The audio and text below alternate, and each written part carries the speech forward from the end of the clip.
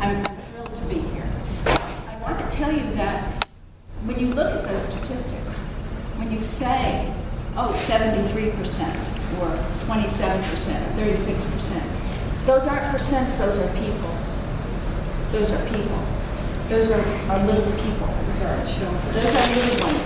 And what we know is if you're not ready for kindergarten, that your chances of catching up are greatly diminished. And we can do some predictions, and I'm going to show you some of the research about this. To me, it's inexcusable that anyone, in any county, but certainly a county with as many gifts as this county has, would have youngsters who, in essence, would not be ready, and who would predictably struggle throughout their entire career. When we know that babies are brilliant, we know they are. We know what they can do. So it impinges on us to really think about kids as in a new way. How are we responsible? How are we going to help so that not one child, to borrow from President Bush, is left behind?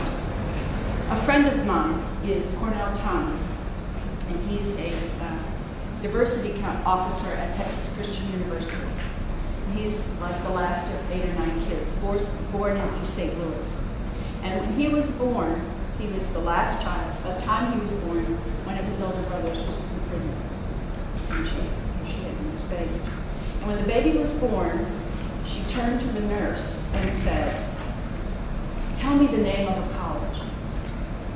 And the nurse said, "What?" She said, "I want to know the name of a college." And so luckily she didn't say Transylvania. She said, "Cornell." And she said, "Well, that would be my baby's name. My baby's name would be Cornell, because the streets aren't going to get this one. Not this one. We can't afford to lose any children." And so it is with that same sentence, and now he went on to college, he has his PhD, he works for a fine university. But his mother repeated that story to him throughout his life. I'm saving you. You know, we can't talk about his brothers and sisters. We don't know about them, but we know that her thought, her plan for that child changed everything for Cornell Thomas. And that's the kind of urgency I think we ought to have for every child. Not only our children, our biological children, but the children who are in our care. So not one, every child, every single child should be ready for kindergarten. Every single child should have the opportunities that school can offer. And so that is, you can sense my passion about this, because I have just been steeped in the knowledge and the research about how brilliant children are. They are so smart. They call it the scientist in the crib. Well, they really are. And I think that we, as caregivers and people who love children, have to begin to acknowledge that and share that with the people and the parents who we work with, because they are brilliant. We call it our little millionaires because, as you saw in the DVD, our announcement earlier, we know that the difference between not graduating high school and graduating high school is $1 million. We know that the difference between graduating high school and graduating college is $1 million. $1 million of lifetime earnings. Now, I didn't make that up. That comes from the Federal Reserve Bank. We know that and $1 million, who wants to say, I just want my children to be rich? That's not what we're talking about. We're talking about health care, the home, the ability to raise healthy children. We're talking about so much when we talk about letting kids have those opportunities. And it starts when they're really little. It starts with those very wee children. Let's look at your money. Take that piece of money out, your $1 million bill. Right-hand side. Yep. And I'm going to just kind of briefly go through this with you. Just kind of, again, very briefly go through this with you. When number one says talk to your child, let me tell you what the research tells us about how we talk to our children. We don't. Dads, let me get one gentleman here, so just cover your ears. Dads only talk to their children 11 to 14 minutes a week. A week. And moms, not a whole lot more. About 87 minutes. A week, 7 days. That's about 11 minutes a day. And that's talking too. That is not conversation. The difference between come in and sit down, eat your peas, where's your, go get your shoes, don't hit your brother. That is not conversation. That is talk. That is not conversation. Conversation by definition is a tennis game. Me to you, me to you. We know that when parents sit down and turn all the electricity off, turn all of the electric games they've got, turn off their cell phone, and give a child 10 minutes of intense, focused, back and forth conversation. We see that child's vocabulary grow. We see their behavior increase in terms of positive behavior, and we see their vocabulary grow just from 10 minutes a day. I can't think that there aren't parents that wouldn't give a child 10 minutes a day. We're busy, parents are busy. That's all it takes. I think we've created this kind of mythology about what a great parent is, and you have to be intensely focused and sit for hours. 10 minutes a day. They're not all that interesting when they're 2. 10 minutes a day is plenty. It's plenty. If you can give your child everything, you're fully present for your child for 10 minutes a day, there's a dramatic, measurable brain change. It's measured. We can actually see it. So we're not asking a lot. 10 minutes a day. They're worth it. Use big, fat, juicy words. Sitting in a car with a little 2.5-year-old in the back seat, and his mom and I were chit-chatting in the front, and he hears a siren, and he goes, oh, someone has made a very poor choice. 2.5. Now you know where he learned that.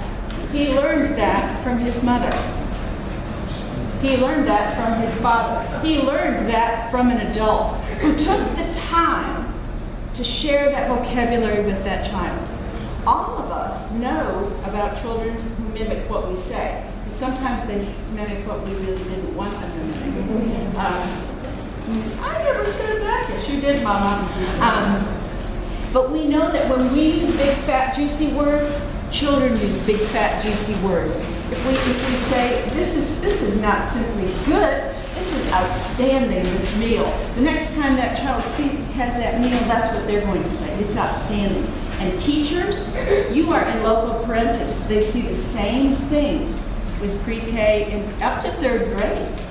You'll see little kids mimic what the teacher says. I'm going to get ahead of myself for a second. I'm going to show you where that is. Can I use your head for a minute? No, the left side of your brain is bigger than the right side, a little bit, because this is the home of language. And they're connected in the middle with a group of fibers called the corpus callosum, the largest group of fibers in the body, which aren't fully developed until you're about 25. So little kids are still kind of trying to get everything together. But right here, if you were to put an X in your head, like right in there, is a group of neurons that are called mimic neurons.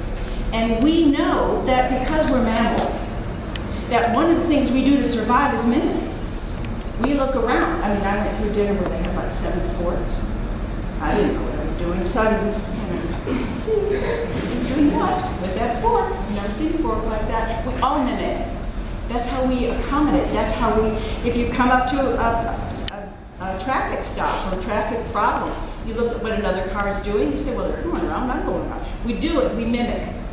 We understand the power that we have of mimicking, and that's where vocabulary fits in.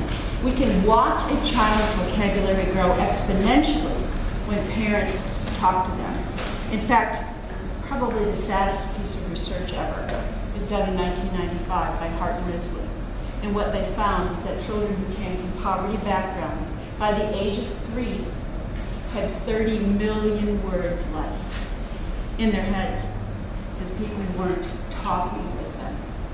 We were directing them, we were correcting them, we were disciplining them, but we weren't talking to them.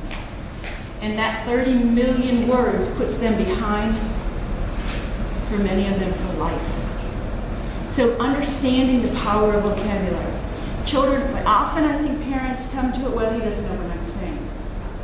It doesn't matter. They're hearing it. They're watching your mouth. They're mimicking. And I think parents are often very surprised about when children do understand what they're saying. I used to work with teen moms in Memphis, and there literally were hundreds of them. I used to do these workshops for them. And I could get a teen mom to take a baby up there and start talking to this baby just about the clothing she was wearing.